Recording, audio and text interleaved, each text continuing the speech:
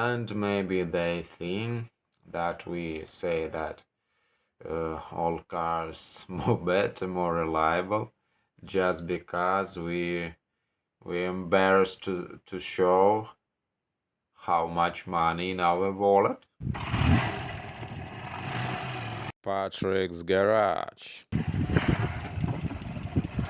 At least I personally don't care if I'm a loser in their eyes. Doesn't change my mind. And this just my take on it. I've actually made a video to why I don't buy a new car, why when I store my old cars. And you can watch this video once we're finished here. And okay, they think that we say that old cars more reliable just because we have no enough money for the new cars, for buy new car. And of course, and also they think that we can't buy new luxury cars because we don't come from rich background. And considering all this, listen, let me break something down for them. And I actually don't have any problem if people don't care about their transport. Or if they don't have any money to spend to, for buying spare parts, for paying mechanics, and not enough knowledge to repairing their cars. And I also want you to just be aware that I'm not judging those who buying a new car every year and meantime trolling me that I'm continue driving my old cars. I just think it's fine, it's normal, it's everyone's choice. But let's face, you're never driving old car if it downgrading you, yes? And it tells you why so many people want to have new expensive cars and new luxury cars. So all their stuff that people telling me just their stuff which they want to put into my brain. And we understand that what they say it's just their stuff which they want to put to me.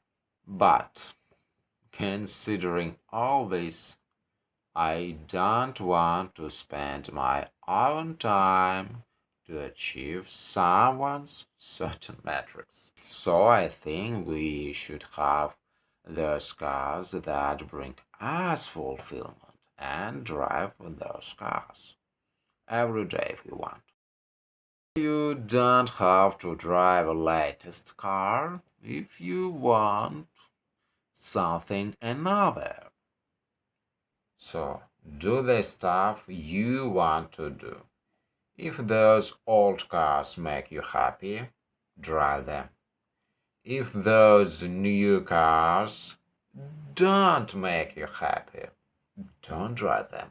And I always tend to think that advice from people about cars can be a hindrance. It can be helpful. But emotionally, we start to doubt about our comfortable way, and it's not good. We start to doubt, and sometimes we do it on the fly. And basically, that inhibits us in our own way. It's just a result from their crappy advices. Even centipede can't go forward if it listen advices and think which food, but my goal to have what I like it, what was my choice, and not what they say that it's good. If it's good, it's not good for me. If it's good for them.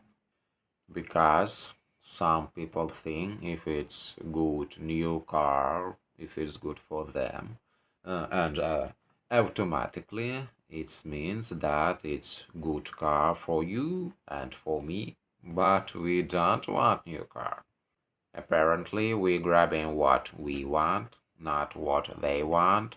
I presume we get those things that we're comfortable using with.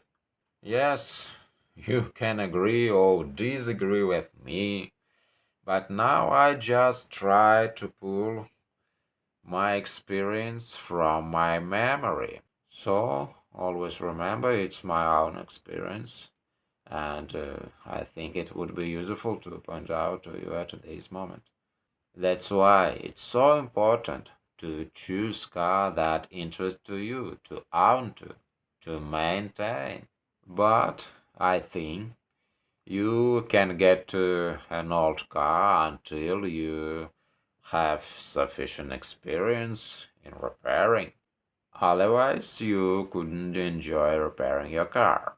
As I said earlier, they advise me to buy something. If it breaks, I mean your car, or get something electric glitch, it needs to repair. Who do you think is going to pay for it? You know, old car I can repair it myself. So let's face the facts. If they want to buy a new car, now I think they've already done this. New modern cars are great modern cars to drive while they are new. But as they age, they can get very expensive to repair. Why would you buy a new Volvo? Today it's a name only. Volvo name today doesn't mean much anymore. Now it's great cars only when they new. Now they don't want to sell you something that's going to run forever. I have a great experience driving around new cars. When I worked as a driver, well, that was an experience I'm never going to repeat. They just make them cheaper, and they're super expensive to buy. Yes, they cost a fortune, but their quality, in a lot of cases, has gone down the toilet.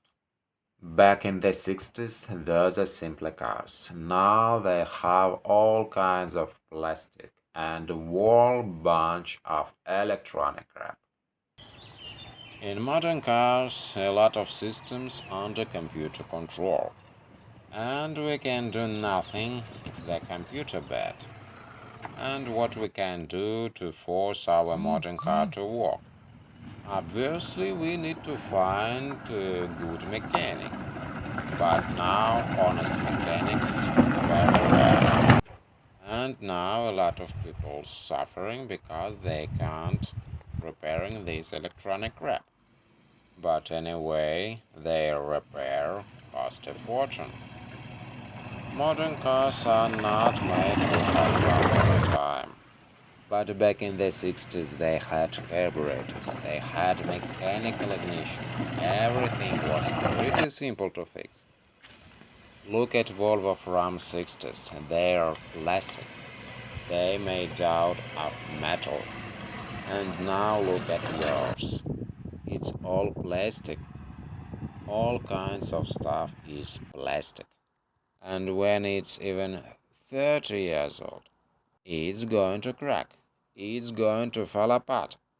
You're not going to think that plastic is going to be in shape after 50 years old. Cars from 60s are very dependable. Everything mechanical. You can always fix them the way you go. But when it's all computer stuff, it's all interrelated. So, anyway, old car, a lot faster than tractor, that's for sure. And I'm not opting for race horse crazy. Thanks for being here. Thanks for watching to the end. Thanks for liking, for sharing. And what are your thoughts about cars? I'm really interested. Please let me know in the comments.